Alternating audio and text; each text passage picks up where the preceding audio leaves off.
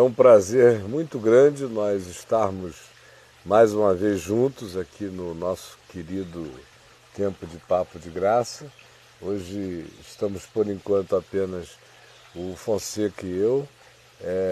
Talvez o Habib ainda dê uma chegada e com certeza o Chico e o Jack hoje não poderão estar.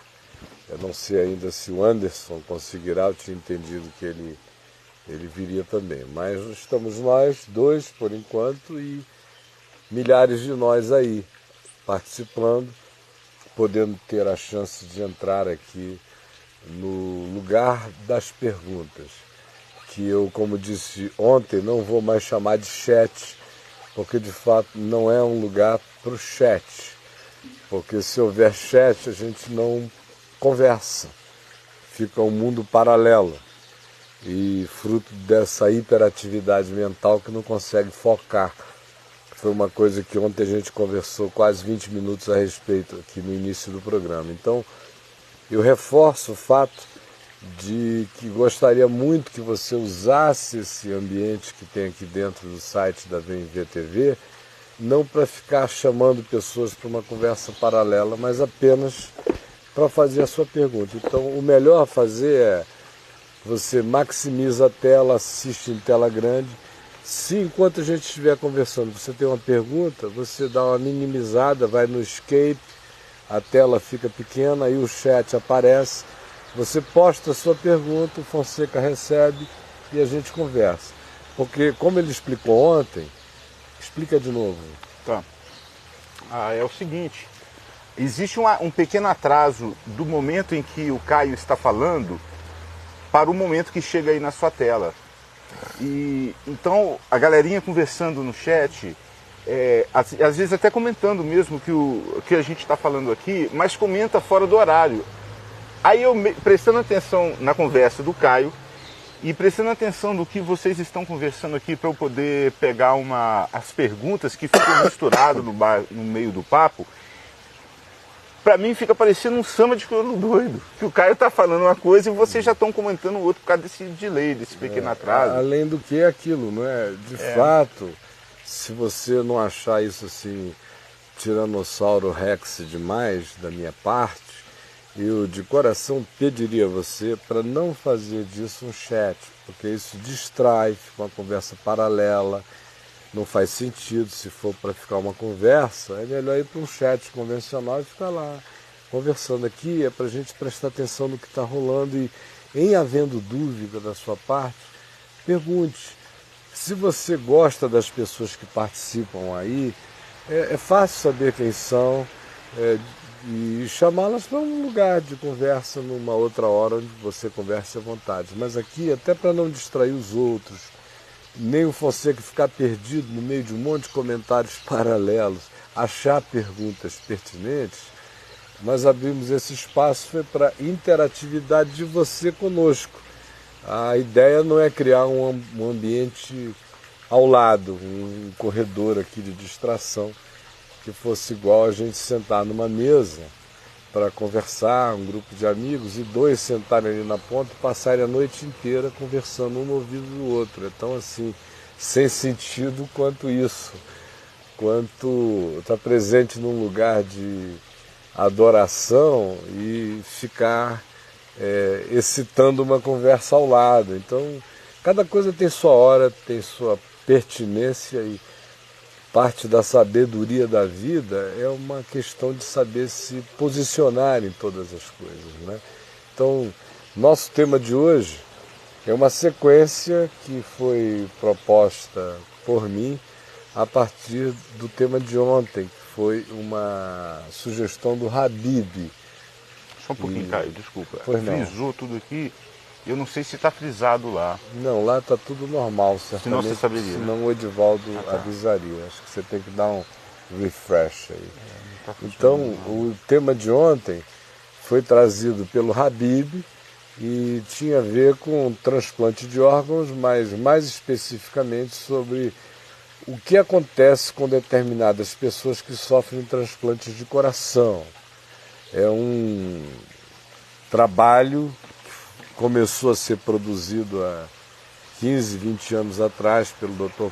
Paul Purcell, dos Estados Unidos, um neurocirurgião e psiquiatra, e a gente conversou bastante a respeito disso ontem aqui. Não vale nenhuma repetição. O programa dentro de uma semana vai estar disponível no On Demand aqui da VMV TV. Então, no fim da nossa conversa foi que veio a proposta de que a gente conversasse hoje, porque eu não me lembro quem foi aqui que aventou.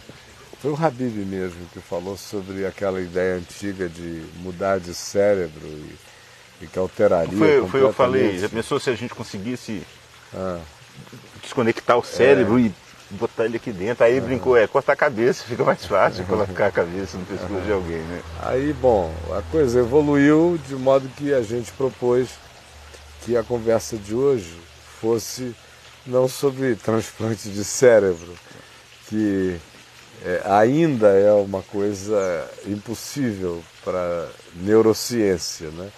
Eu digo ainda porque eu creio veementemente naquela afirmação de Deus no livro de Gênesis, quando diz: agora já não haverá mais limites para tudo quanto intentam fazer. Não tem limite. Não. Então o limite é só o da impossibilidade. Mas quando a impossibilidade é tornada possível, não tem nenhum outro limite. Assim, do tipo, deixa o Edivaldo dar uma olhada aí. Não, eu reiniciei ele, deixa eu travou aqui. E não tem nenhum outro limite. É igualzinho, sempre foi. Lua, Marte, Plutão, as luas de Júpiter, de Saturno, que eles foram lá, a Europa, né? Se construires o teu ninho nas estrelas, de lá te derribarei. O homem chegou lá nas estrelas, que coisa. E vai chegar muito mais, não é? Esse é só o começo da brincadeira. O homem descobriu que o céu não é azul, a terra que é azul. E o Ligar gripa, a terra é azul e o céu, na verdade, é negro. Como é que a gente estava enganado de tantas coisas por causa dos limites, né? Não haverá limite, né? Como desde o início. O mandamento de Deus nunca foi bastante. Não tome desse copo d'água, porque no dia que tu dele beberes, tu morrerás. Pode beber de todas as fontes, de todas as águas, mas desse copo aqui não. Pode haver uma catarata do Iguaçu na minha frente jorrando água, mas eu não vou tirar o olho desse copo aqui. E é o copo que a gente não devia ter bebido que se tornou o ó do Borogodó, né? E aí a única questão é a seguinte: o copo está ao alcance das minhas mãos? Está. O copo gera em mim um desejo de apropriação dele? Gera. O conteúdo dele é agradável, é desejável? Imagina só, isso aqui, água. Eu não gosto, é que a gente se acostumou, não é? Mas não tem nada mais mágico. Bonito, né? Não, é mágico. Tensão superficial e tudo. Extraordinariamente mágico. Que é água. E tem uma proposta: nesse copo d'água você vai saber como Deus. Se tomá-lo. Ora, só não se o tomaria pela experiência humana pregressa inteira se ele não estivesse ao alcance da mão. O cara pulasse, não pegasse. Ou se em o pegando não conseguisse ingerir o conteúdo porque estivesse blindado de modo inquebrável. Porque se estiver acessível a ele, não existe nenhum elemento de natureza ética que vá contê-lo. Porque o mandamento de Deus que diz: olha, não coma ou não tome, porque no dia em que comeres ou beberes, nesse dia tu morrerás, é a referência ética. O que é ética? Senão o ethos, o telhado que cobre e torna a vida viável, possível. Se você comer, você sai do telhado da vida, você vai morrer. Isso é ética. Aí não tem telhado de vida, não tem proposta de vida cobertura de vida, que vença essa força gravitacional mórbida que o proibido, mesmo que mortal, exerce sobre nós. E a gente só não o realiza se houver ainda uma impossibilidade. Mas no dia em que, pela ciência, pelo alcance do braço, ou por qualquer outro mecanismo, até pela intuição, ou pela telepatia, ou pelo espírito, ou por qualquer que seja o meio, o modo, a mídia, o indivíduo consegue, ele vai e faz. Sempre foi assim, não será diferente agora. Então, voltando ao tema, o que eu estava dizendo é, por enquanto, ainda não existe transplante de cérebro, mas vai chegar uma hora em que não se vai precisar transplantá-lo. Se vai implantar um chip com tudo que tenha sido o cérebro de qualquer um que se queira receber. Ou uma enciclopédia de muitos cérebros. Cérebro do Einstein, físico. Se você quiser, né? Que possa ser desenvolvido ainda, possa ser transformado em software, em programa. Meu querido Anderson, tudo bem, meu irmão? Bem-vindo. Boa tarde. Que bom que você veio. Então, que possa ser contido num software, vai rodar. Mas, de fato, ainda não é nem disso que a gente estava falando ontem. A gente, obviamente, não estava querendo dar um salto tão futurista, claro, desse tipo. Ontem a gente estava falando das consequências em algumas pessoas, entre 10% e 20% das pessoas que sofrem transplante de coração, do que acontece com elas, a gente falou abundantemente a respeito disso. Não era mutatis mutandis, assim, passar de transplante de coração para transplante de cérebro. A gente estava falando era da sutileza de como a mente, sem intervenção física nenhuma, pode ser tão dramaticamente alterada quanto se tivesse feito um transplante de cérebro. Era disso que você estava falando. É desse poder que vem de fora, de influências variadas e diversas, com esse poder de fixar padrões de pensamento que vão se transformar em padrões de comportamento, que vão gerar padrões neurais, circuitos cerebrais, que vão se instalar de maneira fixa, agora já à revelia dos pensamentos originais que produziram o fenômeno. Já vira agora uma coisa em si.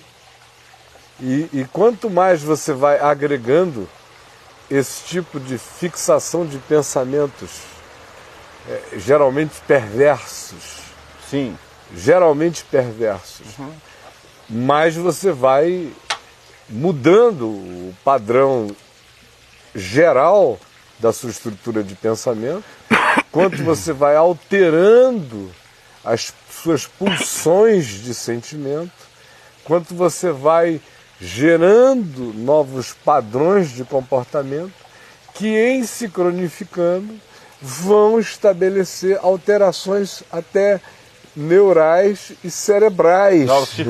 Novos circuitos e padrões que vão se tornando automáticos. E isso é de uma verificabilidade geral. Não há ninguém que não tenha uma história assim para contar.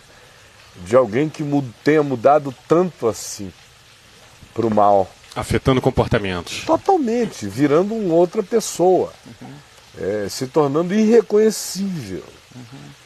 Você às vezes chega a duvidar que aquele cara teve mãe, que ele mamou nas tetas de uma mãe, que ele teve uma moleira um dia, que ele foi tratado com talquinho, que o bicho fica tão endiabrado que você diz, será que um dia houve um precursor humano dentro desse ser que mudou tanto assim, né?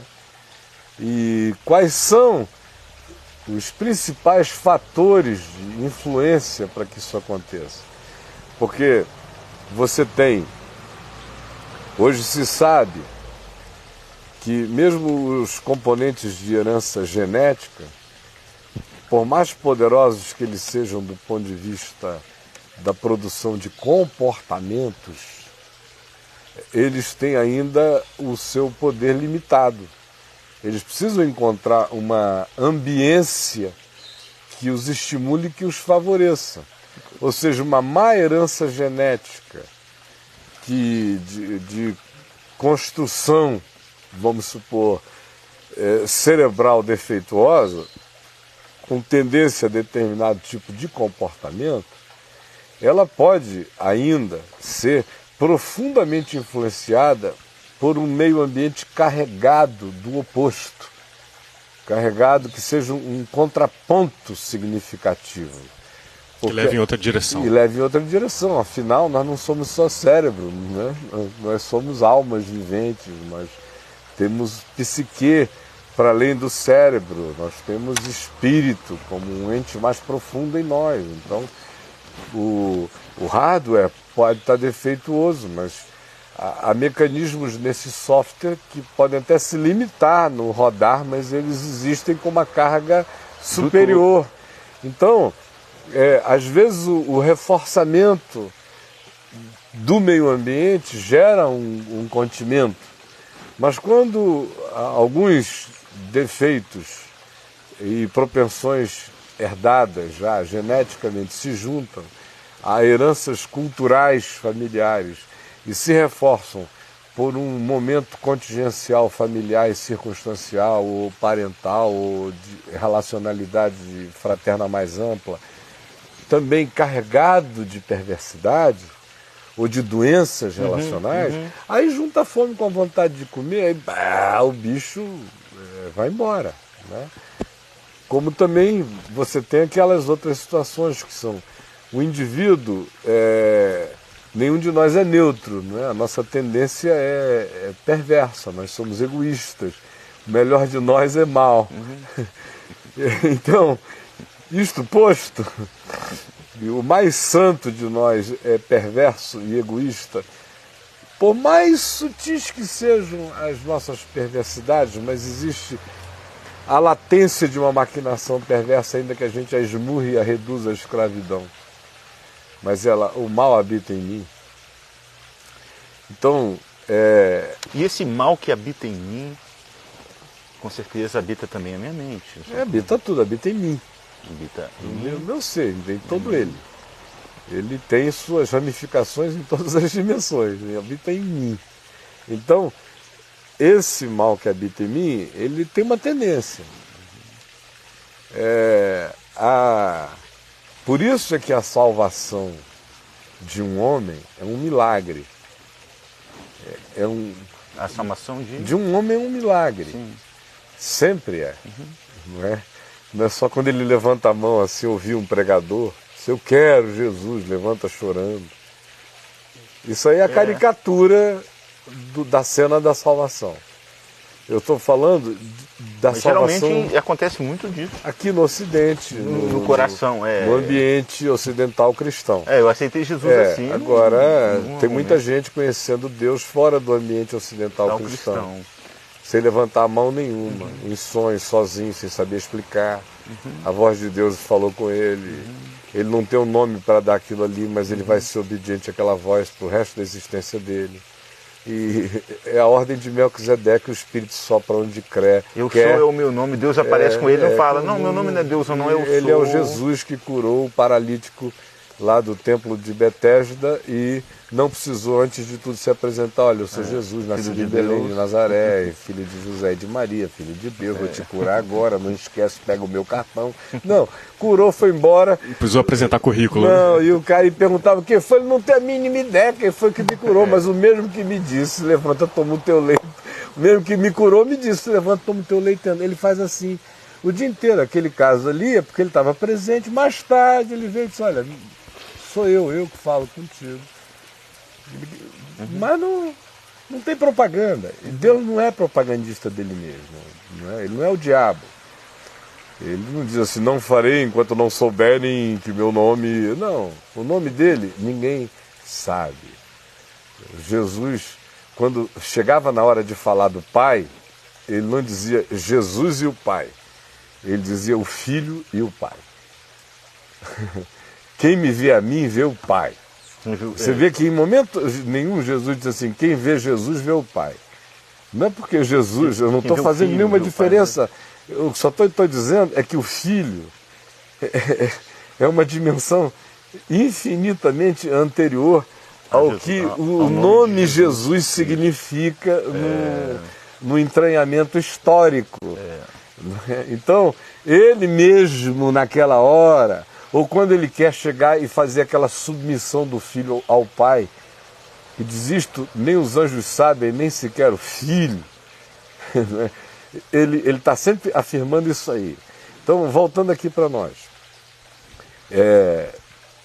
que tinha a ver sobre essa coisa de Deus estar falando com as pessoas onde Ele quer, como Ele quer. Sim. Então, uma pessoa que tem a experiência de Deus, mesmo que ela aconteça sem nome, fora aqui do ocidente da Terra... Não precisa ter nome, né? Não, se tiver, melhor. Agora, é claro que todo mundo quer conhecer o nome. E esse é um nome sobre todo nome. E é um privilégio conhecer o nome, é um privilégio divulgar o nome. Agora, não é por causa do conhecimento ou não do nome que Deus não se revele. Deus é Deus. Mas voltando aqui a nós, ao tema. Quando você...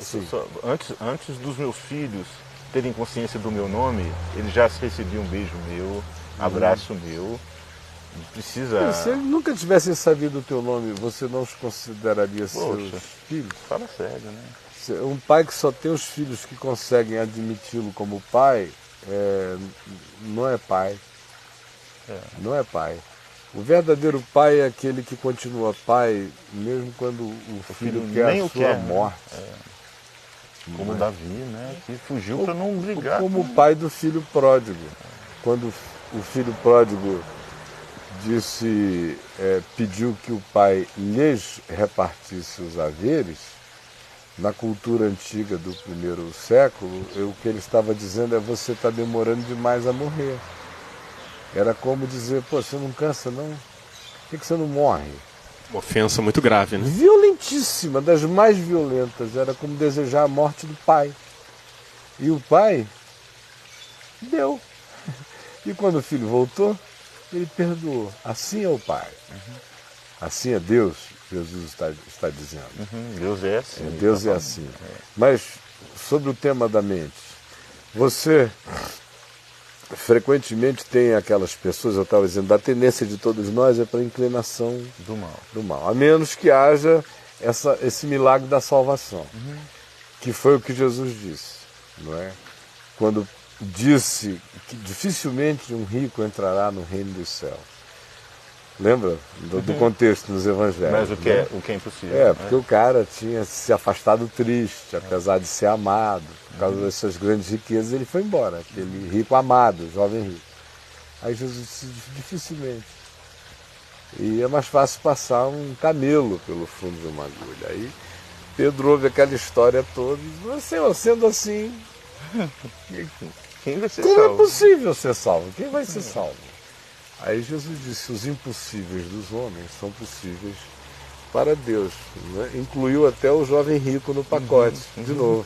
Quer dizer, por essa via, ninguém entra. Pelo fundo da agulha. Não, ninguém passa. Por essa via é impossível aos homens. É mais fácil a agulha passar. Salvação pelo fundo. é dom de Deus, é graça de Deus. Olha só. Por essa via é impossível aos homens o serem salvos. Quão dificilmente entrarão. Agora, o que é impossível aos homens é possível a Deus. Então, toda a salvação é uma graça. Seja essa que o indivíduo ficou sabendo explicitamente do nome e do conteúdo verbal e escrito da revelação no Novo Testamento, e ficou sabendo ainda no tempo, no espaço, na história, que o nome do Cordeiro Eterno que o salvou ao encarnar-se entre nós é Jesus. E aleluia. E essa é minha missão e meu privilégio na terra, experimentar essa alegria e anunciá-la a todos os homens. Mas se não foi assim, mas foi como Deus tenha feito ser, esse indivíduo, ainda assim, em qualquer que seja o ambiente, vai ter aquela luta mental que Paulo descreve em Romanos 2, dos seus pensamentos, ora acusando-se, defendendo-se. É aquela luta do gentio que não tem lei, mas tem consciência. Ele não tem nenhuma lei escrita, ele não pode te dizer, ó, é o 7º mandamento, é o 4º, é o 5º. Ele só tem uma consciência, ele tem um monobloco de coisas que ele sabe que são convenientes e que não são, que convém, que não convém, que são do bem, ou que não são do bem, ou que são do mal. Tá bacana, se tá estranho, né? Ele sabe. E ele tenta se conduzir por aquela luz que ele tem. E quanto mais ele se conduz por aquela luz, mais ela cresce. Maior a lucidez desse caminhante anônimo aumenta também. E ele vai ficando em paz no seu coração. Vai. A paz de Cristo será também um árbitro no coração dele. Pois é, eu fico pensando sobre isso que você falou. Será que Jó era judeu? Ele tinha conhecimento judaico das coisas? Jó não era judeu. Não, Jó é um ente da construção universal. Ele é pré-judaico. Ele é pré-hebreu. Jó é um fenômeno humano. Então ele não tinha nem conhecimento das leis de Moisés, ele já seguia homem justo, reto. Não vê nenhuma menção disso. Temente a Deus desviava do mal. Além disso, de onde é que Abraão é oriundo? Ele é oriundo da Mesopotâmia, de Ur dos Caldeus. Ele foi precedido pelo Código de Hammurabi, que vem pelo menos 120 anos antes de Abraão. O Código de Hammurabi, sim. Né, 120 anos antes de haver Abraão, havia um dos códigos morais mais amplos que já se escreveu na Terra. A lei de Italião originária ali, né? A maior parte das leis se originaram do Código de Hammurabi. Você tinha informações, tipo assim, de histórias do livro de Gênesis, que circulavam como mitos sumérios na Mesopotâmia, como a epopeia de Gilgamesh, que conta a história de um Noé sumério. Né? Sim, eu vi isso. Um Noé sumério. Você, ao mesmo tempo, encontra naquela civilização de Abraão todas as evoluções das grandes civilizações antigas. Eles encontraram, há muitos anos atrás, há 50 anos atrás, tabletes, porque eles escreviam escrita cuneiforme em placas de barro. Encontraram tabletes de raiz quadrada, raiz cúbica, em Ur dos Caldeus. Quer dizer, teoricamente falando, Abraão era um cara que poderia, pelo menos do ponto de vista cultural, ele poderia ter aprendido raiz quadrada, raiz cúbica, outros cálculos, porque era um povo devotado a cálculos estelares, a medições celestes, a solstícios, a relação do homem com os astros, matemática, todas essas relações algébricas são essenciais nessas medições, nesses cálculos, nessas observações. Então era uma cultura evoluída demais. A gente deu uma fugida aqui do nosso tema, não sei se vocês notaram. Sim, notei. Mas é aquela pergunta que eu te fiz, né, se sobre Jó, né, que então ele não tinha, será que ele tinha conhecimento da lei de Moisés, né? Não, pergunta, não precisa. Mesmo assim era um homem. A lei de Moisés é uma coisa extremamente básica. Todo homem, de um modo ou de outro, conhecia a Bíblia, né? Não é a Bíblia, tem conhecimento da lei de Deus no coração. Tem, né, Caio? Praticamente, não é? Se eu bater em mim dói, eu vou saber que se bater no outro vai doer. Não, todo mundo. Você, então não devo bater. Você mesmo as civilizações mais estranhas. Está escrito, não bate porque vai doer, não.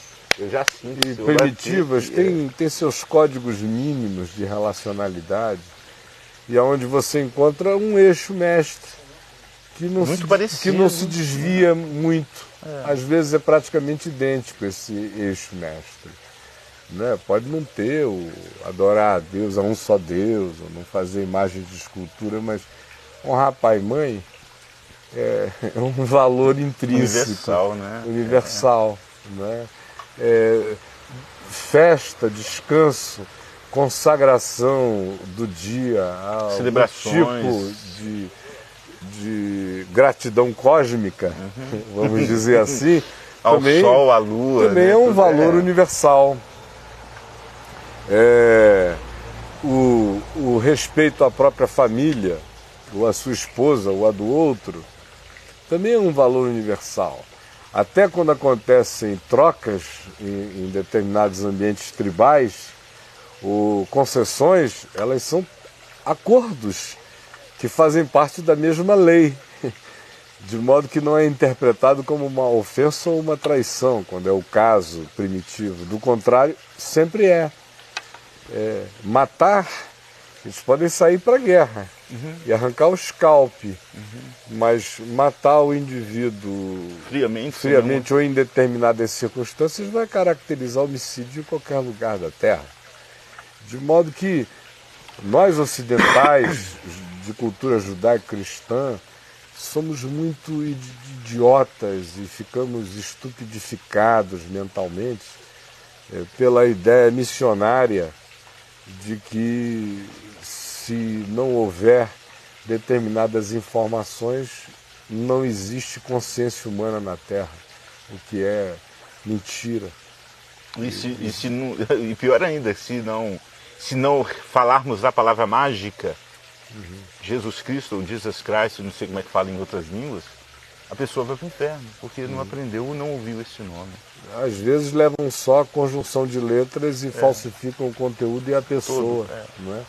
E pioram o indivíduo, como Jesus disse em Mateus 23, fazendo dele 2 vezes pior do que quem chegou, do que quem levou. Não é? Interessante. Mas a volta está sendo grande aqui, a gente não entrou ainda no assunto. Só aproveitando aqui, é papo de graça, né? O Moisés está falando assim, ó, parabéns pelo nome, papo de graça. Não poderia ser melhor. O papo é de graça, não estou na faculdade aqui. Né? Tá bom. Primeiro, só pegando essa perna, de repente não está no centro do tema de hoje, mas assim, uma coisa é a pessoa saber do nome de Jesus, mas você saber do nome de Jesus e não ter qual a mensagem associada ao nome real de Jesus, né? Do amor, da submissão a Deus, de fazer o bem ao próximo e tal, não vale nada, né? Tem muitos que sabem o nome de Jesus, mas não tem o espírito dele no evangelho, né? E quando esse tipo de espírito age no coração das pessoas, mesmo sem saber do nome de Jesus, sem dar nome aos bois, como no caso de Cornélio, né? Provavelmente alguma coisa que está espalhada sobre a face da terra e sobre a qual a gente não tem o menor controle, graças a Deus. Né? Graças a Deus. Essa é a nossa salvação também, né? Porque se o controle dependesse da gente, nós estaríamos incorrendo em condenação eterna. Porque a gente tem feito nada a respeito disso, né? A gente conversa muito a respeito, mas não existe nenhuma fissura de aflição apostólica instalada no coração da maioria de nós. Porque por muito pouca gente com o coração tomado por essa fissuração do amor de Deus, revoluções aconteceriam em toda parte. O fato de que elas não existem denuncia apenas a inexistência desse ardor e desse compromisso. O resfriar da fé, não é? Desse sal que não salga, desse monturo gigante. Nós temos everestes cristãos de salinas que não salgam, que viraram montanhas de pedra, né? Monumentos estelares à mulher de Ló, feitos de sal. Mas não tem vida, a terra não se beneficia de modo algum dessa contingência, desse contingente, desse 1/6 de cristãos no planeta não significam nada para o planeta praticamente, para a vida no planeta. Não significam nem para si mesmos. Você vê, por exemplo, hoje de manhã eu fui tomar banho, estou ali quieto e deixando uma aguinha quente cair na cabeça, pensando, né? Vou descer agora, vou abrir o computador e o que vai acontecer? 98% dos assuntos que vão me ocupar vão estar entre a genitália e as reclamações religiosas sobre malucos e malucas que perverteram a cabeça de algumas pessoas que parece que de alguma vida tiveram cabeça, né? Só dá para entender o tamanho da perversão da mente se você pensar que as pessoas chegaram ali também completamente ocas. Para poder ocorrer. Para entrar aquele lixo todo de uma vez e ficar daquele modo e ocupar daquele jeito, né? Mas é verdade, né? Há muita oquidão, muito vazio, né? As pessoas acabam chupando o que vier. Aí não é nem transplante de mente, é inserção mental maléfica. Se não tem nada, tá oco, aí vocês vão colocar uma mente... É casa varrida e ornamentada, né? O que o cara tem na cabeça dele? Um Faustão domingo à tarde, né? O Gugu, Big Brother. O Gugu virou um... Não, o Gugu fala sério. Não, o Gugu tá virando o mais santificado de todos os apresentadores. Eu me lembro do tempo... O Gugu tá virando a Oprah. Tá virando a Oprah. E ele não mudou. É que a cachorrada aumentou tanto que o Gugu foi ficando Oprah. Cordeirinho. Foi ficando Oprah. Mas, dando caso pro pessoal, construindo uma coisinha que balda da felicidade. Luciano Gimenez, né? Aí o cara diz, eu quero um papo cabeça. Ele vai para Marília Gabriela, vê se pode. Desculpa. Prefiro uma Rato Collection. Muito carinho por ela, gostaria muito. Já me entrevistou 2 vezes, tenho muita apreciação, vontade de vê-la conhecer o senhor, mas é clichê contra clichê, é um encontro de clichês ali. Né? Uma Rata Connection também, é cheio de clichê. Eu assisto porque é divertido, né? É engraçado, mas tem muito clichê, muita persona, né? Muitas personinhas, muita... Quer dizer, o melhorzinho é clichê, extremamente clichê. Aí você vai... Quais são as alternativas? Por trás de tudo tem gente controlando coisas o tempo todo. O nosso mundo de informações é uma mentira. As decisões do que nos seja importante são feitas em instâncias muito superiores. Tem gente agora mesmo decidindo o que o pessoal vai vestir, comer, dançar, gostar, dizer o mó barato, decidindo o que vai ser cult, o que não será. Que vai ser hit, parade. Enfim, a vida está sendo decidida em outros ambientes, decidida. Novelas, né? Decidida, não é uma palavra exagerada. Não é proposta, né? Não, é decidida. Absolutamente decidida. Aí todo mundo embarca, ninguém pergunta... por exemplo, como eu falei aqui outro dia, en passant, mas é uma questão que é óbvia. Nós ficamos 97 e 98 com a mídia martelando sobre o aquecimento global. Não mudou nada. As emissões continuam as mesmas, a devastação aumentou, o degelo cresceu, não mudou nada. Mas por que não se fala mais quase no assunto? Houve uma decisão superior com a chegada salvadora do Barack Obama, de dizer, já que não dá para esconder a crise econômica, vamos pelo menos parar de falar na crise global. Senão o clima de angústia e desesperança é tão grande que não dá para a gente receber a catapulta obâmica que possa nos salvar. Então, isso aí é decidido por 3, 4, meu irmão. É decidido por 3, 4. Às vezes o presidente é informado por esses 3, 4, como eu vi algumas vezes acontecer aqui no Brasil. de chegar e dizer é verdade, de você chegar e provar um ponto para 3 ou 4 pessoas de sistemas de comunicação e dizer, olha, o que vocês estão fazendo é uma coisa burra para vocês, para o que vocês tentam alcançar, vocês estão alcançando o objetivo oposto, estão fazendo mal ao país, à cidade, deste modo, por causa de uma coisa passional e louca. Parem com isso, olha o mal que está causando. E aí 2, 3 deles dizerem, é verdade. E aí é um telefonema. Muda uma orientação de política de redação, de política de sistema de comunicação, de não sei o que e tal. 3 meses depois você começa a ver reações em cadeias totalmente diferentes. E olha aqui, a gente está falando aqui de um lugar chamado Brasil. Pensa agora. Em termos globais, os poderes que se articulam, os principados e potestades humanos, além dos principados e potestades invisíveis, que decidem coisas que viram hábitos mentais, que viram pensamentos,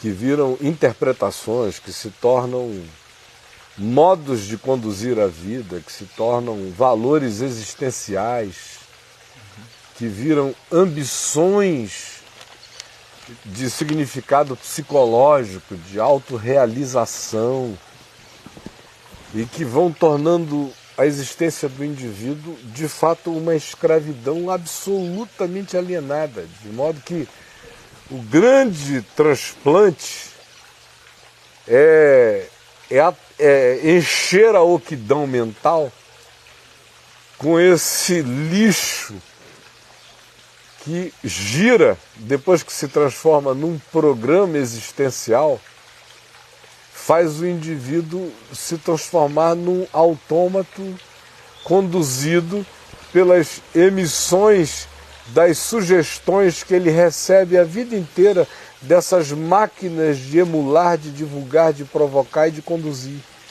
que são diversas. E aí você vai vendo o que é importante à vida. Nada do que nos cerca sobrevive à pergunta de Jesus, né? A questão de Jesus. O que é importante? Pouco é necessário, ou mesmo uma só coisa. Saúde mental é exclusivamente saber qual é o pouco que é necessário. Isso é saúde mental. Isso é saúde mental. Isso faz a gente conformar com o mínimo. O mínimo tá legal, tá gostoso, te alegra. E dá mais saúde mental ainda saber o único que é necessário, que é a âncora. Quem não tem isso aí está sendo levado, de algum modo, marionetado, conduzido, está sendo levado mesmo. A mente vai se condicionando a partir de influências externas, né? Não tem outro caminho. Não há salvação para a mente no planeta Terra. Só se o indivíduo ainda tiver a bênção de estar vivendo fora do alcance dos tentáculos dessa malha de informação, de comunicação, de indução, de sugestão, de influência que está presente, que muda. Você vê as temáticas mundiais que estabelecem as temáticas regionais, que estabelecem as temáticas locais, você consegue ver o alinhamento delas. E como uma coisa que é lançada no nível global, para consumo global, vai ganhando os seus cascateamentos e as suas adequações de regionalidade, até que aquela coisa que começa como uma grande sugestão universal vai se transformando numa linguagem tribal, um vestuário tribal. Aquilo, não é? Mas a conexão está estabelecida. Às vezes o cara que está aqui vivendo a experiência tribal está até achando que ele porque ele está vestindo outras roupas, porque ele está vestindo outras grifes, que ele é até contracultural em relação àquela sugestão e nem vê que ele é apenas a sequência esteticamente desarmonizada da mesma influência, do mesmo tentáculo, do mesmo braço, das mesmas coisas, o tempo todo. Subproduto do sistema, né, do bem. Sempre. E aí Você vê, por exemplo, os hábitos vão mudando todos eles. Aí a gente diz assim, são os tempos.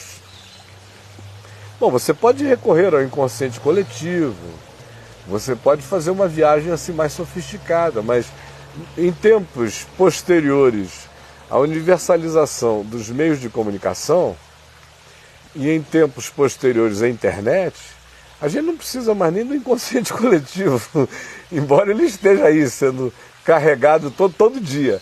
Mas as nossas redes dão conta do recado de maneira mais do que satisfatória no que diz respeito a produzir o condicionamento, a transferência de informação, de necessidade, de carência, de pulsão, de desejo. Dão conta mais do que o suficiente.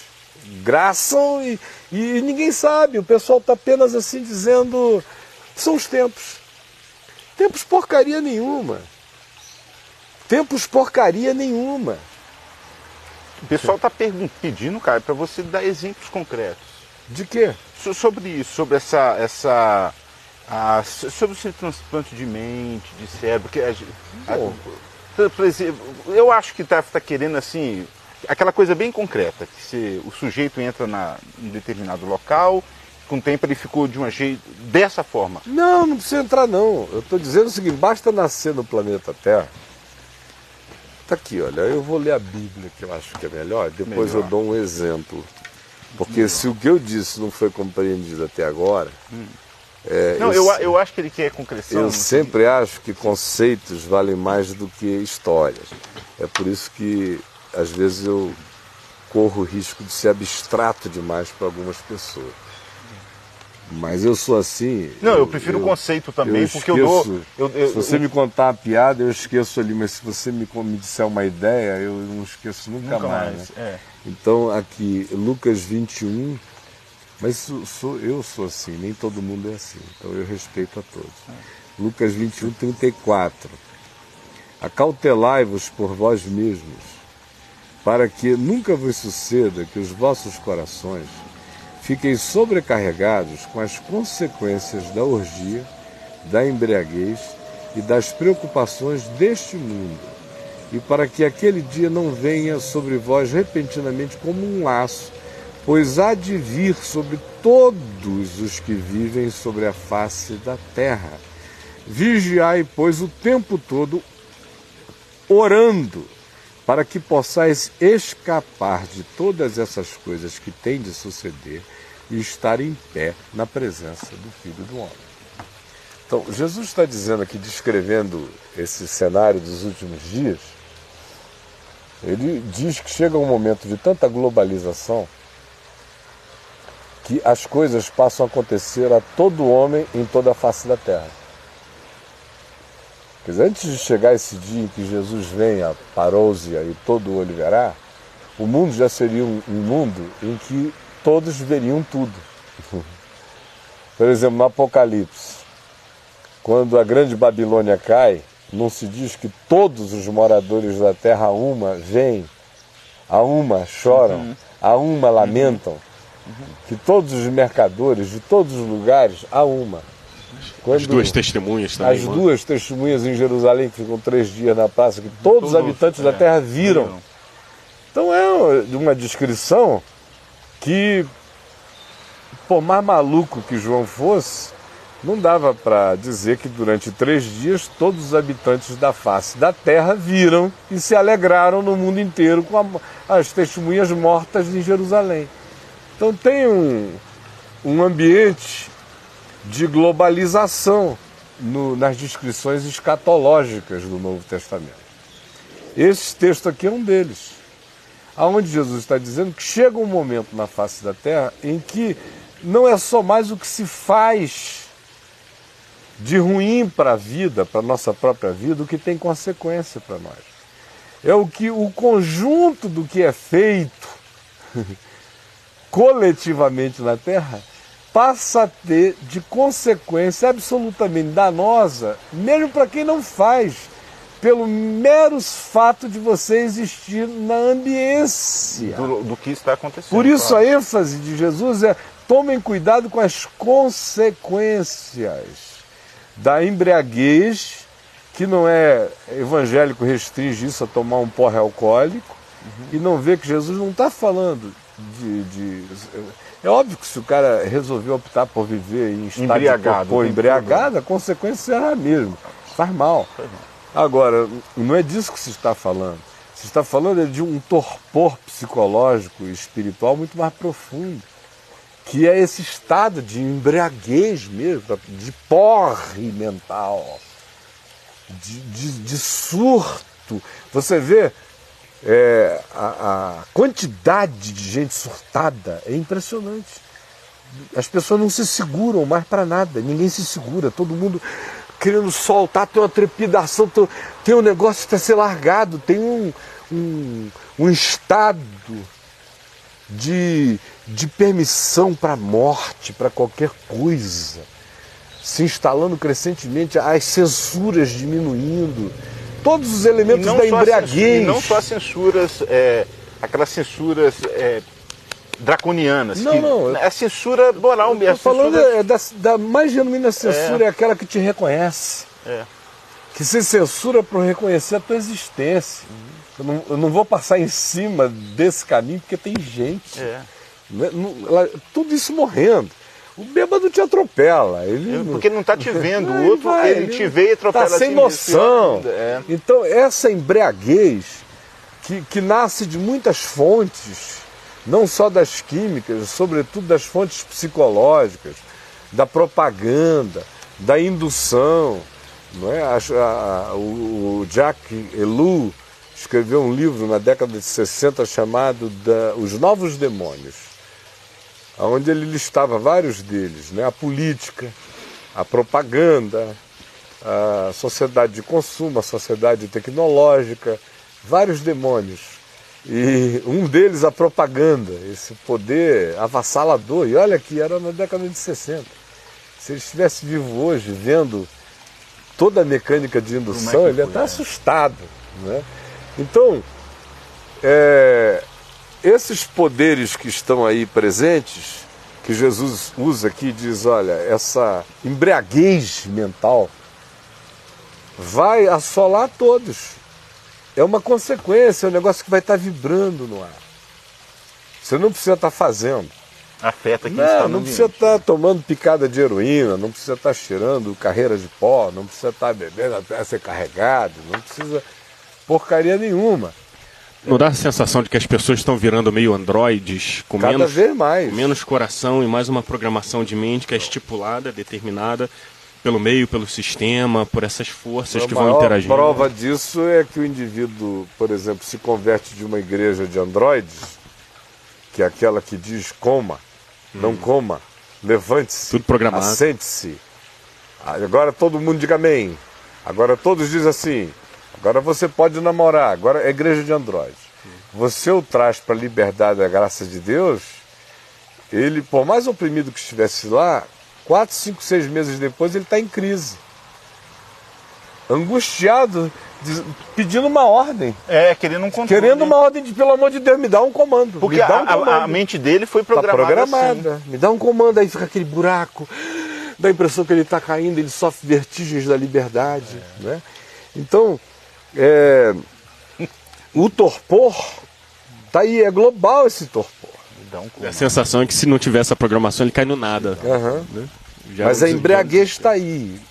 Jesus também disse, tomem cuidado com as consequências além da embriaguez, das preocupações deste mundo, que é das paranoias da existência, das paranoias globais, que vão desde o indicamento do que você tem que alcançar em termos de diploma, realização de conquista medida econômica e financeira e socialmente, afetivamente, pelo modo de vestir, de se fazer acompanhar. Tem um script inteiro. Você é obrigado a comprar. Você é obrigado a ter grana para comprar o que eles estão vendendo. Então você é um fracassado. Senão você é um fracassado. Então, preocupações deste mundo que vão desde essas mesquinharias de shopping e que são mesquinharias de alma. Mesquinharia de shopping. É. Tem gente que sem um shopping está perdida. Né? Senhor, permite-me achar-me num shopping. Então, que vão desde mesquinharias de shopping, mas que têm um poder que estão tatuadas na alma, na mente dos caras. Profundamente mesmo. Ou então o oposto, que é aquele cara que diz assim, não, eu sou lúcido. Eu não preciso disso aí. Aí ele arranca a grife, só compra se não tiver. Aí ele vai para o outro lado, ele já começa a ficar numa briga desgraçada, vira um escravo do antagonismo. E perde a paz, e se torna o ser grifado pela sem grifice, que é a grife dele. Mas desde essas ninharias, as preocupações do mundo vão até os pânicos globais. Ou vão até as produções do que devam ser as nossas preocupações globais. Ou vão até aquelas que sejam as agendas que gente politicamente correta tem que ter no mundo global. Ou sejam, os pânicos que a gente tem que herdar por ser consciente neste mundo. Enfim, as preocupações deste mundo, Jesus disse, olha, cuidado, porque elas vão ser avassaladoras. Vão panicar todo mundo, vão colocar todo mundo no programinha da angústia, da neurose pessoal e global, e tangidos pela paranoia que vai ser produzida pelos grandes pânicos universais, que vão ter suas consequências particulares e individuais. Então, tá aí. E por último, ele diz, e tomem cuidado com as consequências das orgias, que tem a ver com esse extravasamento de uma sexualidade pela sexualidade e descontrolada, e egoísta, e objética, e industrializada, e coisificada, e dessignificada, e tudo que a gente... Performática? Performática. Ai, meu bem. Aquele quem estilo. É melhor do que quem? Quem faz? Quem chega lá mais vezes? Ou aquelas brincadeiras, igual o filme pornô. Eu não sei, o cara tem que estar muito mal das pernas mesmo, muito mal de pinto, bem demais, para conseguir sentir tesão em filme pornô. Aquela coisa plástica, aqueles pintos com aplique, aquelas pepecas plastificadas, aqueles gemidos de computador, de ai meu Deus, aquela coisa, eu fico olhando e digo, meu Deus, como é que esses caras adoeceram a esse ponto de olha, ver um cavalo e uma égua transando no campo é mais tesudo, porque é pelo menos verdadeiramente animal. Mais inspirador. É mais inspirador. E não está fazendo cena para ninguém. O cara sai de cima da égua que o cavalo vai trepar em cima um cachorrinho animado. Eu já vi isso, cara. Um cachorrinho animado com uma cadelinha no cio. Engatado é uma coisa mais sexual, porque é verdadeiramente animal e biológico do que aquela gemedeira de como é Pamela Anderson. Aquela coisa ali, é tudo muito plástico. Mas vai. Aí você muita mentira, né? Depois que acaba a cena e diz que não, agora cai na verdade. Aquela fingição toda, né? Que tinha muito prazer. Às vezes o cara leva uma gatinha para um motel e tem que ver que esse troço feio para poder ter prazer naquilo que ele levou. Ou como essa menina aí estava falando numa revista dessa, como é o nome dela? Essa garota que está fazendo um filme agora aí, eu esqueço o nome dela dessa, meu Deus. Fazendo um filme assim de mulher fatal, você está passando a propaganda toda hora, ela abre assim a roupona, tá só com uma roupa sumária por baixo, com esse Selton Mello, é a garota, como é o nome dela, meu Deus? Alguém lembra aí? Atriz global.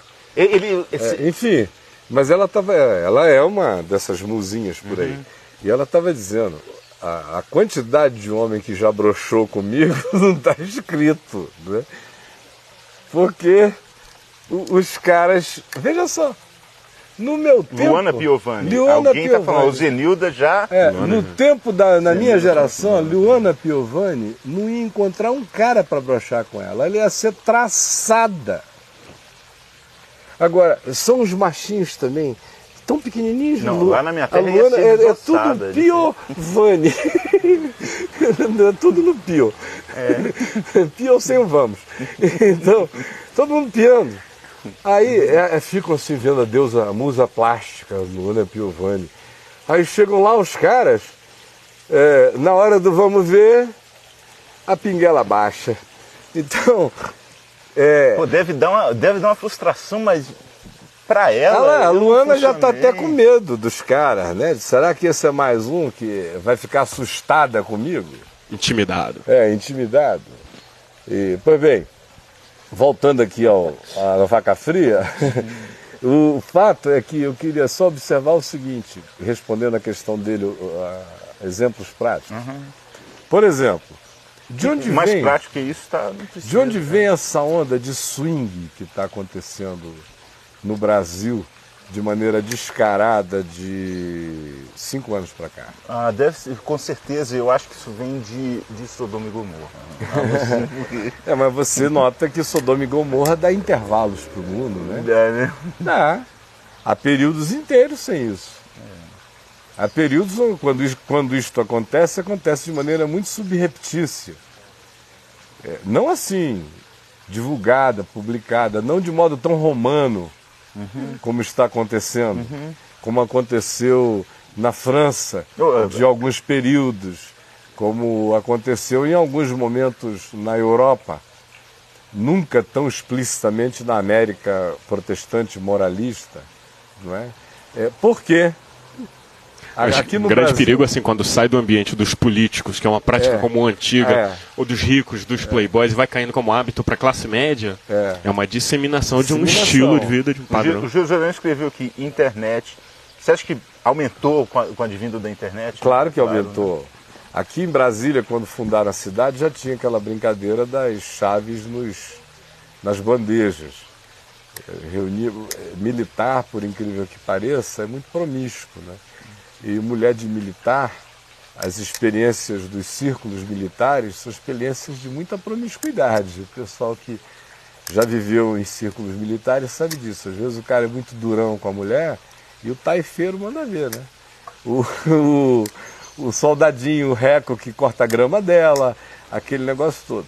Aqui em Brasília, tinha na década de 60 tal dos jantares das bandejas. Todo mundo botava a chave da casa numa bandeja, no final, quem pegasse aquela chave levava a mulher do outro. No dia seguinte ninguém tocava no assunto, deixava na porta da casa com tudo em dia, já de banho tomado, e ninguém tocava no assunto. Tem uma tribo indígena no Brasil que tem um dia da trocação de mulheres, não sei se você ficou sabendo, é uma coisa bem cultural deles. Mas lá. Falando aqui do swing, então, é óbvio que a internet aumentou enormemente. Mas chegou ao Brasil com intensidade mesmo de uns 5 anos para cá. Mas eu já vejo isso com intensidade nos Estados Unidos há 10 anos. E a internet teve um papel fundamental na propagação disso nos Estados Unidos. Esses hideaway clubs, que são casas de swing na América, eu via, por exemplo, perto da minha casa em Boca Raton, tinha uma casinha bonitinha, assim, num lugar descampado, parecia um bosque, um lugar charmoso, eu via só carrões parados lá. Um dia eu vinha passando com meu filho Lucas, falei, esse lugar é bonitinho, olha só, Hideaway Club. Será que tem um steak legal aí pra gente comer? Aí o Lucas riu, a Bessa falou, o que não falta aí é steak, papai.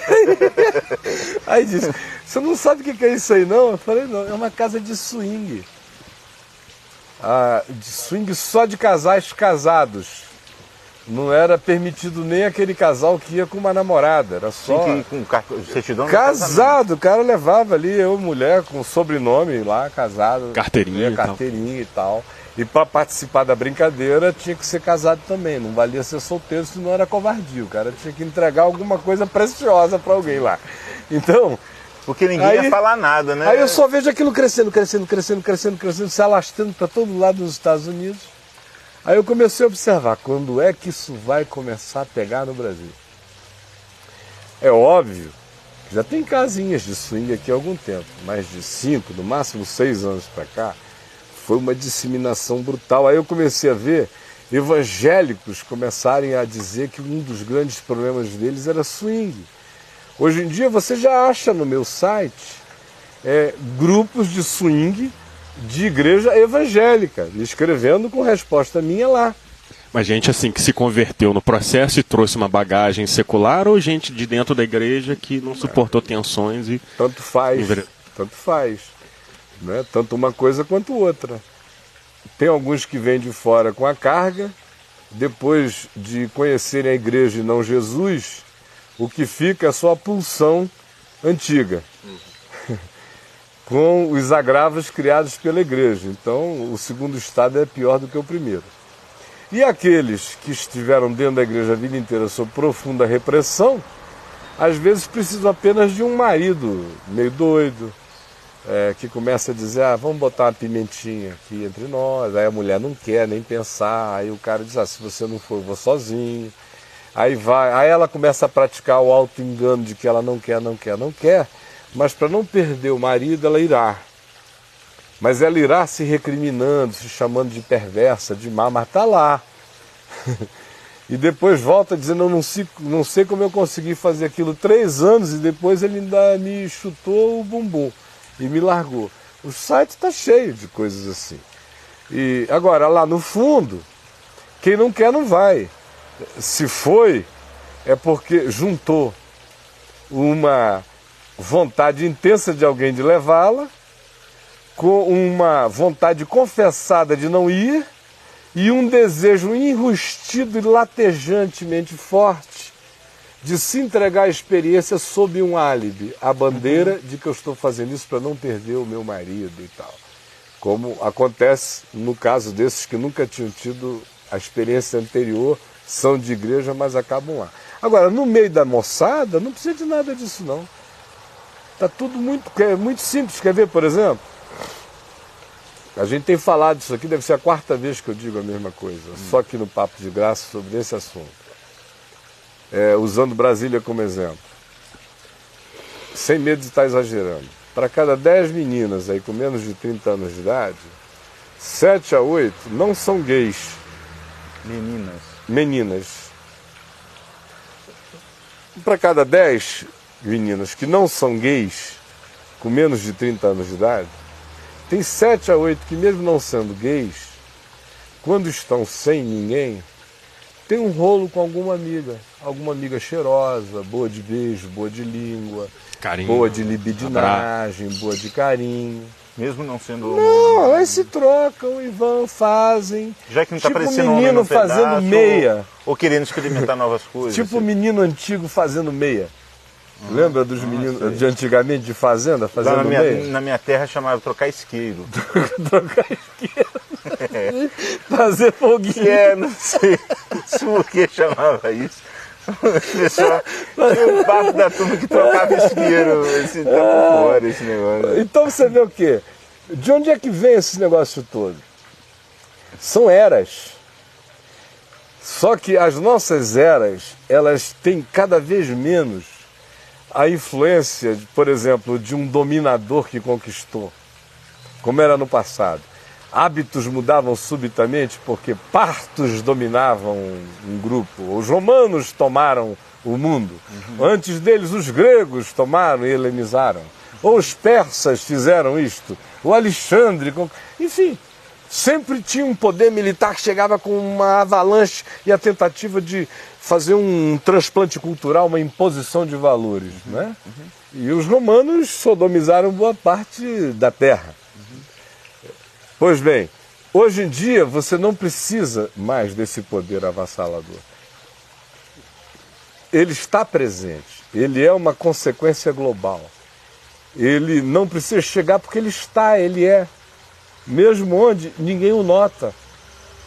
Ele virou vento, ele virou uma consequência, ele virou uma vibração, ele virou uma energia. Virou oxigênio, você respira sem perceber que está respirando. Né? E a gente não percebe o quão afetados.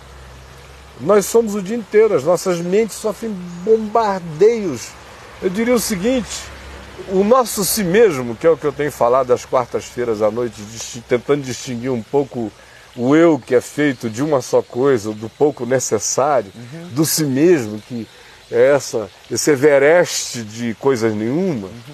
O tamanho do nosso si mesmo é enorme, porque o que se põe em cima dele, dessa árvore de Natal da Lagoa Rodrigues de Freitas, que não para de crescer e querer ficar maior, é enorme. Os adereços, os penduricalhos, o que se pendura e as pessoas não notam. E, sobretudo, as mudanças de padrão de pensamento, de tempo-resposta. Você veja a impaciência absoluta, quase. Hoje em dia, quando você vê uma pessoa paciente, normalmente já é patologia. Quase nem é mais fruto do espírito. Já é apatia. Já é assim uma certa desistência. O cara ficou, foi blasé e indiferente. Ele não é paciente. He doesn't care. Ele, de fato, não se importa mais. O paciente é aquele indivíduo que se importa até o fim, aprendeu a se controlar e a ser longânimo e a esperar. Não. Paciência acabou. Ou é instantâneo ou eu não estou nem aí. Mas para eu estar aí e esperar, quem são essas pessoas? São muito raras, cada vez mais raras. Cada vez em menos quantidade. E deve ser ruim, porque imagine a pessoa ir envelhecendo e não tendo um padrão para olhar para trás, para envelhecer junto também, com a paciência, com tudo. A gente vê homens velhos assim, Caio. Velhos alucinados também, sem mais... Velhos que eu falo assim, já pai, mãe, já avô talvez, sem nenhum eixo na vida, sem nada para olhar. Está totalmente desvairado. Gente que está largando a família pelo prazer de entrar na onda que está acontecendo, de jovens, de tudo, a coisa está... Agora, os ciclos, a gente pode observar ciclos históricos, e eu diria o seguinte: a gente vem de um mundo ocidental profundamente vitoriano e moralista no século XIX,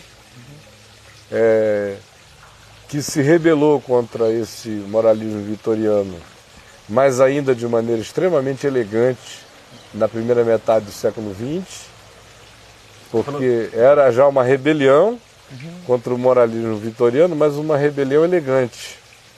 Aí a gente vieram as guerras, e com a guerra veio a ruptura em relação à elegância antimoralista que havia antes, especialmente da Segunda Guerra Mundial. Aí vieram os movimentos de ruptura estética dos elementos morais, né? O mais forte de todos, o movimento hippie. Feminista também, movimento feminista, o hippie, o feminista ganhou a força que ganhou pelas derrubadas de estrutura que o movimento hippie causou. Foi oriundo daí? Não seria nem necessariamente oriundo, mas cresceu imensamente na onda gerada, né, pelo movimento hippie, que foi muito mais amplo, porque não era só de mulheres, era de seres humanos em toda a face da Terra, de jovens humanos na face da Terra, né? E foi grande e intenso. Aí depois a gente ficou daquele momento ali só com a noção de liberdade. Aí essa noção de liberdade logo a seguir foi substituída pelo ambiente yuppie, que sucederam os hippies. O ambiente yuppie manteve dos hippies a liberdade para fazê-la uma libertinagem limpa, ascética, bem vestida, progressista, economicamente vanguardista. E faz o que quer. Aí vamos adiante. Aí isso vem e se junta com o fato de que a idade média dos humanos aumentou enormemente. Quando eu nasci, a média no Amazonas de vida ainda era de 30 e poucos anos, hoje é de quase 70, 69 e pouco. As pessoas são mais longevas. Consequentemente, a preparação para o mercado de trabalho aumentou muito mais. Vocês lembram, o Anderson nem tanto, mas da tua geração, o cara com 15 anos tinha que estar trabalhando, com 18 ele estava velho se não estivesse trabalhando, né? Hoje em dia o cara não tinha tempo de estudar, não. vai começar a trabalhar depois que formou-se, não sei de que, já do segundo ou do terceiro curso, MBA, olha lá. Tudo, e olha lá. Né? Pois bem, uma mulher que normalmente entre 18 e 22 anos dava à luz, embora ela já estivesse ovulando desde os 13, na comunidade indígena ela começasse a dar à luz quando começava a ovular, mas no mundo civilizado ocidental era entre 18, 22 e 23. Ela estava ali. Hoje, ela vai ter que cuidar dos óvulos já envelhecidos depois de 30 anos, para ter um problema danado com ginecologista, com fertilidade, com isso, com aquilo, porque os óvulos dela já estão velhos de fato. Embora ela ainda esteja para a sociedade nova, para o mercado nova, para tudo nova, mas houve uma desincronia biológica. Por seu turno, quem é que fica esperando pulsões sexuais que estão maduras biologicamente desde os 13, que desde os 16, 17 estão começando a ficar maduras psicologicamente? Fala sério. Quem é que vai esperar isso chegar aos 30 para casar? Ninguém segura. Não, imagina a pessoa pensar em transar só para ter filho. Pô, o negócio é por prazer. E aí a desincronia que isso causou, a desincronia do modelo de mercado com o modelo biológico humano, o desencontro foi total.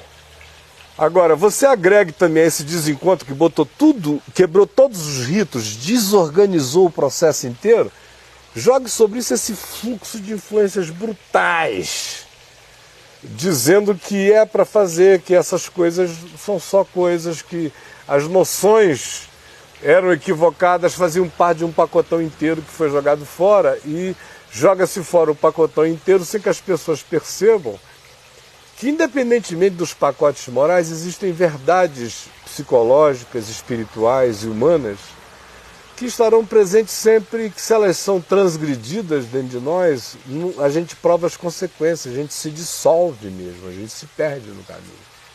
A gente vira outra coisa, a gente deixa... Se nós tivéssemos a chance de ver quem a gente poderia ser sem as nossas adesões voluntárias e involuntárias, conscientes e inconscientes, a esses mecanismos inteiros de falsificação de nós mesmos, de transmutação da nossa mente, de alteração do que pudesse ser o nosso entendimento, o nosso pensamento, a gente iria ficar assustado. O fato é que o tempo acabou. Deixa eu só falar uma coisa para você. Vamos continuar esse papo amanhã. Sabe por quê?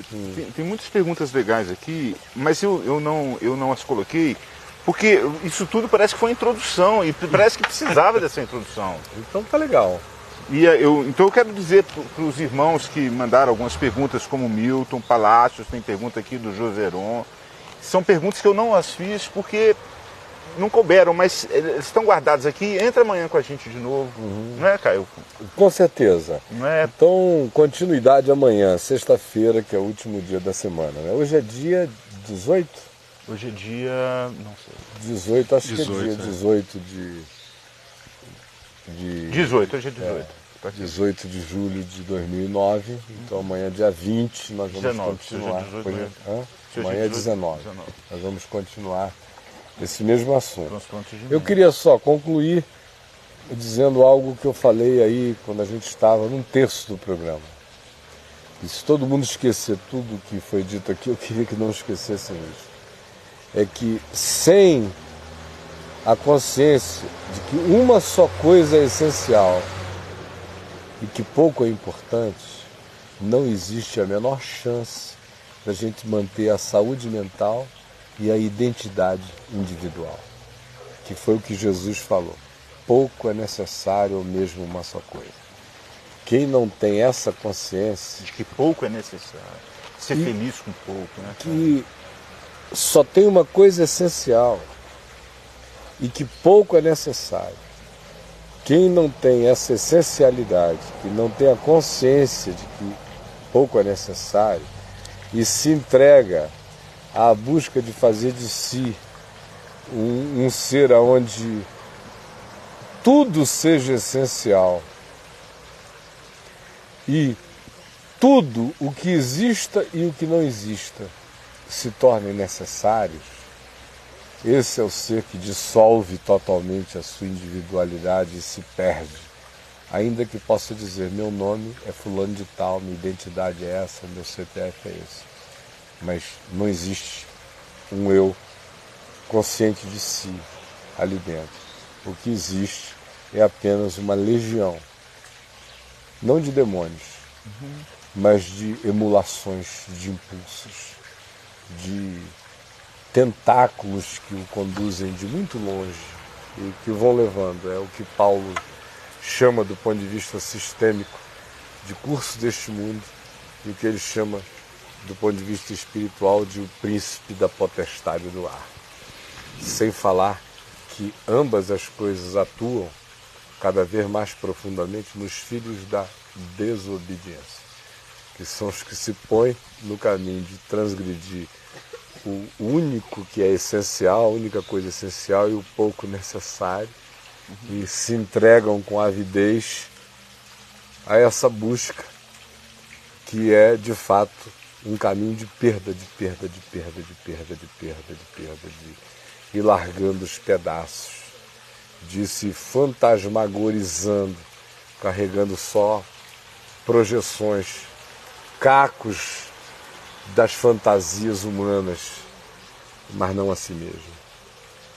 Então, eu espero que você tenha ouvido de maneira atenta e útil. O papo é de graça. A vontade é da graça também.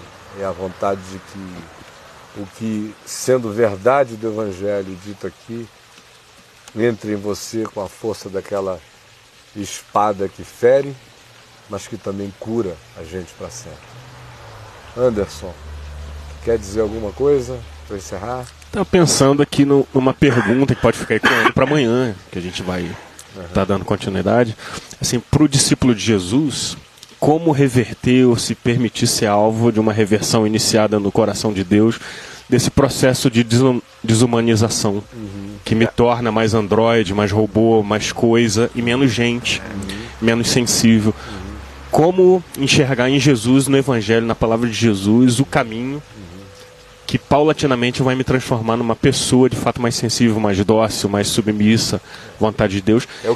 Inclusive como lidar com as privações, porque eu percebo que Deus usa muito essa coisa do deserto, da negação de algumas coisas que para o meu coração estão muito, muito latentes como vontade, como desejo, e Deus fala não, agora não, para se tornar mais gente, mais humano, mais sensível. Sem poda não há salvação. Mas é dificílimo, né? A gente lidar com aquilo que a gente quer demais e Deus fala que não, agora não é tempo, para você não. Mais adiante, confia porque eu sou bom. Eu sou um Deus bom. Vale a pena confiar. É verdade. Essa é a pergunta do Milton. E tem mais algumas coisas aqui, muito legal. Né? Como podemos pensar como Jesus pensou, se somos tão influenciáveis?